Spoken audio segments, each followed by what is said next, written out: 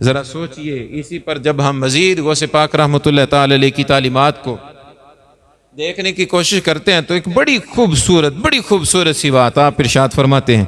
ارشاد فرمایا اگر آزمائشیں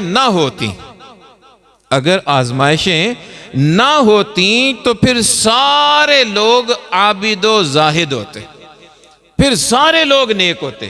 اگر آزمائشیں نہ ہوتی تو پھر سارے لوگ نیک ہوتے۔ مطلب اس کا یہ ہے کہ ہم جناب صبح سوئے ہوئے ہیں، دل تو کرتا ہے کہ نہ جب میری نیند صحیح پوری ہو جائے نا، جب میری آنکھ کھلے تب میں اٹھوں، دل کرتا ہے میں 8 بجے اٹھوں، 9 بجے اٹھوں، 10 بجے اٹھوں۔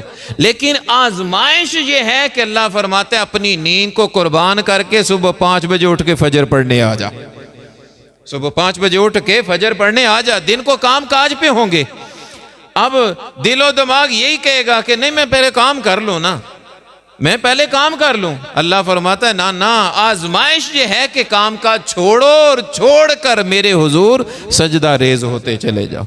رمضان میں دل تو کرتا ہے کہ نہ 11 مہینے کھاتے پیتے گزارا ہے، یہ مہینہ بھی کھاتے پیتے گزار دوں، میں کمزور ہو جاؤں گا۔ نہیں، دل تو یہ کرتا ہے، لیکن آزمائش وہ یہ ہے کہ ہم اللہ کی رضا کے لیے کھانا پینا چھوڑ دیں، اللہ کی رضا کے لیے کھانا پینا چھوڑ دیں۔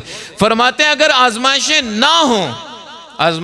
نہ ہو، جب دل کرے فجر پڑھ لی، جب دل کرے زور پڑھ لی، جب دل کرے عصر، مغرب، عشاء، کوئی ٹائم نہیں۔ روزہ جب دل کرے روزہ رکھا، جب دل کرے کھول لیا جائے، جب دل کرے جناب جس طرح دل کرے مال کھاتے چلے جائیں، وہ حلال ہو حرام ہو کھاتے چلے جائیں۔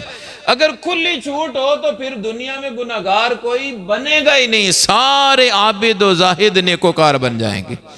لیکن فرمایا آزمائش ڈالی گئی ہے، جو آزمائش پہ پورا اترتا چلا جائے گا اللہ کا نیک بندہ بنتا چلا جائے گا۔